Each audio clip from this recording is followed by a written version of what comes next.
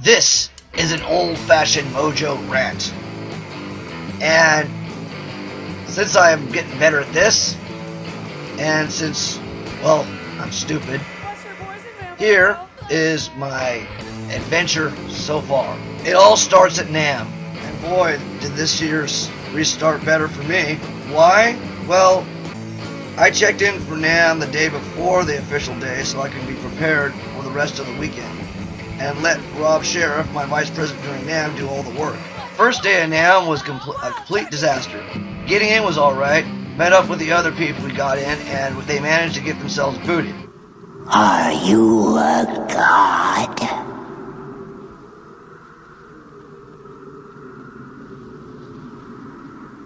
No. Then... Day 2. This year, we took time took it more seriously, and boy did we. Rob and Jess did all the work, but we at least got some good interviews for them. Minus not having the proper mic. But day 3, it was basically my final day there, because NAMM is one weekend where everyone who would be on the Sunset Strip in my neck of the woods for one. And when you have the home field advantage, you are gonna get fucked up, and boy did I get fucked up.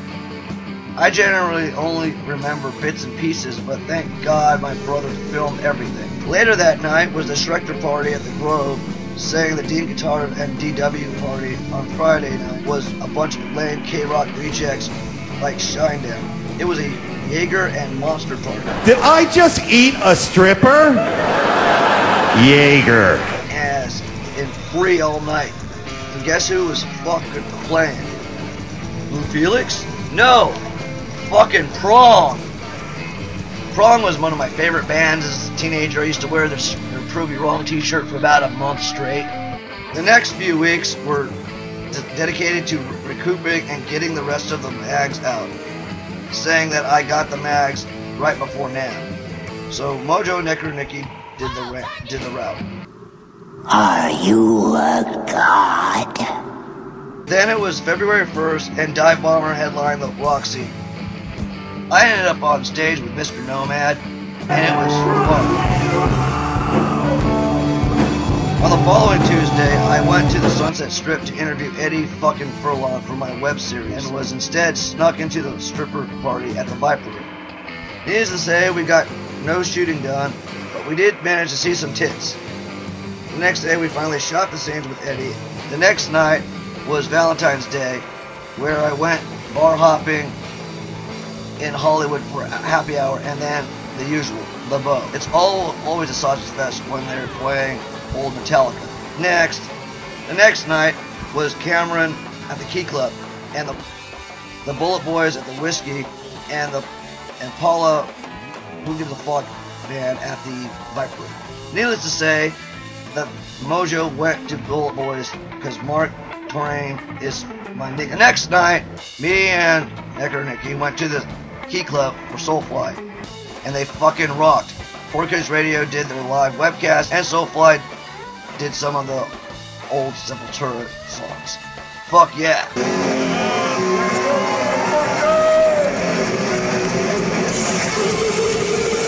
The next day I took Necro Nicki to Lake Elsinore to get her tattoos. Damn, I'm a bitch, ain't I? Bitch. The next day, we started working on our Zombies video. And since it was Oscars, we did our Oscars video instead. And boy, do all award shows suck fucking ass. The following weekend was Sacred Ride at the Key Club, sponsored by 4Kids. Opening the show was my old pals from Addicted Suicide, and they fucking rocked. Then it was the headliner, and boy did they get fat. Reminded me of Green Jello meets DRI. After the show, I posted a video, and then the next morning I officially broke off Necro Nicki from being my friend. Stupid! I mean, come on. You know what you are if you're working the entertainment industry, an anti-Semitic nerd hater? A week after I kicked Necro Nicki to the curb, I snuck Smiley into the Key Club for Method Man. and it was a fucking blast. I'm Smiley. I'm here outside the Key Club. Maybe we're gonna see Method Man. THOD. Fuck. I'm looking for opium. Now there's some fucked up news on March 15th. The Key Club closed its doors for the final time. I warned you for years that if you let yourselves go to shit, it'll bite you in the ass. And lo and behold, I was right. Anyways, the following Thursday, I went to the Strip, and while there, I saw HR from Bad Brains at the Whisky. Fuck yeah, bitch. The next day was insane on the Sunset Strip. It was like the last day of school.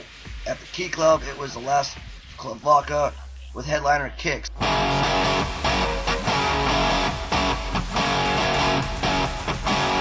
Bunch of what I like to call sucker bands, pay-to-play suckers who were booked last minute. God damn it, it was packed with 40-something rockers.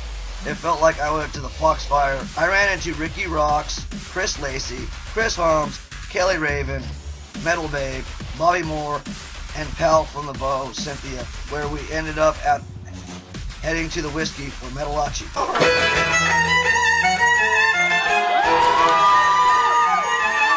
Me and Necro Nicki became friends again. I'm a dumbass. I mean, he's an ass. And he's dumb. He's a dumbass. On April 13th, I saw Lizzy Borden. Not bad.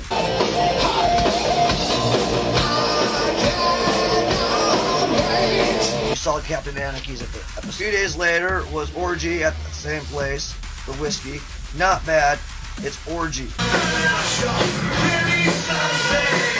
They reek of goths. Venice with Wendy played the Viper Room the same day, and I went to both. A few days later was St. Patty's Day, and that was boring, and so let's fast forward to 420. Never mind, that was boring. And cause I dropped the ball on the Coachella, then it was the Rainbow 41st anniversary party. The rest of the month was boring as fuck. I saw OTAP, Go Cookie Monster, Bull Dykes. This is gonna hurt. Watched a few new online gamer spin-off, The Clan. Let's do this, Marines. That show kicks ass. Minus the fact that it ended exactly like the movie Noob. Final day of the Cyber Bowl Championship Gears of War 3 tournament. Made more YouTube shows. Missed out on having the last issue out in time for WonderCon. And then it was May 1st and I got myself paid. I'm on SSI, bitches. Fuck yeah. And what did I do first? I spied on the Golden God Awards because I was too stupid to get in. Sonos could have got me in, but I'm too stupid. Stupid! First off, I was so hungover from the previous night, drank a shitload. Stupid! And since 2011, I have no respect for the Golden God Awards. Stupid! Come on, this year wasn't as bad as that year. Stupid! After that, we went to the Bow, and it was fucking dead. Hey, rockers don't party late night anymore. Next night was another night on the Strip, dead again. Then it was sick of the dead. You see a pattern here? A few days later, me and Necro Nicki went to see her favorite band, Volumes, at the Whisky. Not bad. She was happy. They kind of remind me of the first Bug Name. The same week, I decided to go to places outside of the Sunset Strip. Stupid! First stop, Jeffrey Dammit's Pirate Party at the Mercury Room. I also went to Venice Beach and ended up on the Strip. Stupid! A few days later, I went to the Bow for Trash Cowboys and...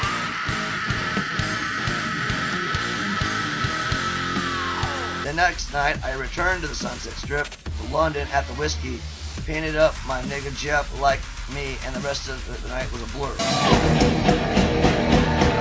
While on the Strip, I wandered to the Whisky and saw London, got molested by Cougars. It was awesome, and I fucking... and disturbing at the same fucking time. Yeah? You love me? The next night, I was supposed to make my return to Bar Sinister after Nicki, but that fell through. You're so stupid! Instead, me and my brother did the usual. Who played, you ask? Blackboard, Jungle, and Glamour Punk's reunion. I didn't go. Stupid! Following Monday was the battle for Mayhem at the Whisky, and all I gotta say about that is that winner by far was Kaustik. They promoted like crazy, brought everyone from the strip. They sounded the best, looked the best, and played politics.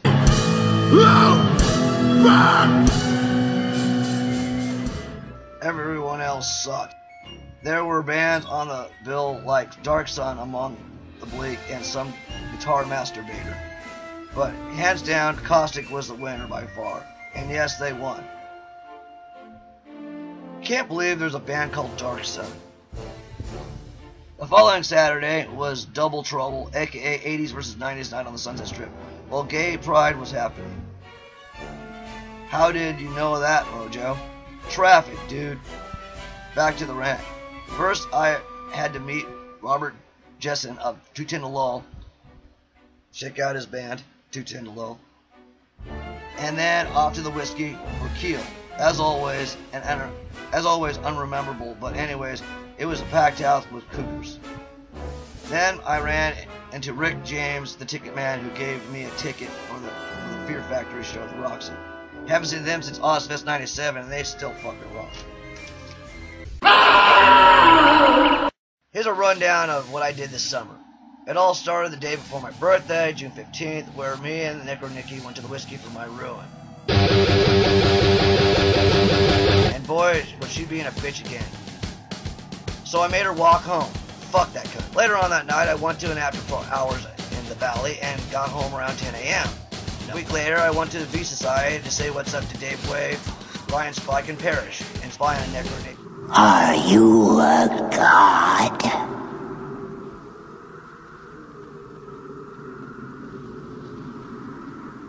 No. Then... Hamfest, thanks to Dave Riviera.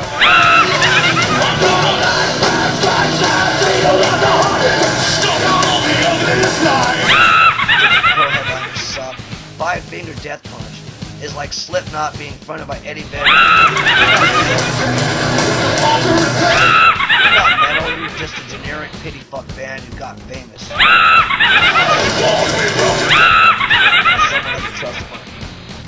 Kinda like Black Veil Brides. Then it was the 4th of July at a house party in Redondo, and Trash Cowboys were playing. Fuck yes. A week later was a sign of bad luck, because on the same fucking block was Necro Nicki hosting that metal bar with Dave Wade. I wonder how she got that gig. Then it was the launch party of the Road Dogs, aka the reason why I hate HGH. But it ain't about money, it ain't about glory, it's about the shit you do. Then it was off to San Diego Comic-Con, and god damn it, it was a bad case of Murphy's Law. The following week was my good pal Happenin Harry's birthday bash at Loaded Bar, and it rocked. Worst lineup ever. A few weeks later was Striper at the Whisky, and I just kicked it at the Bow. Fuck Christian rock. A week later I went to go see Kick-Ass 2 a day early, and the next day the Motherfuckers band played at the Whisky. That's right. The motherfucker has a band. Called Young Raps Valiants, and he's a good badass drummer. The next night was London. They played Happenin Harry at the Loaded Bar, and the rest of the night was a blur. A week later was Club Vodka's 10-year anniversary at the Roxy. I don't believe it. In the final days of August, it was the Motor Soul reunion at the Tiki Bar in Costa Mesa, aka close to this room.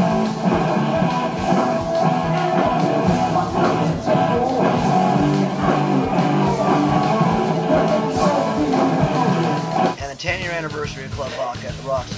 Worst lineup ever. This song's for you, Metal-Minded Stonebreed! Then it was a regular tradition of going to the Orange International Street Fair. Start this one, Jack! And yes, I did watch the roast of James Franco.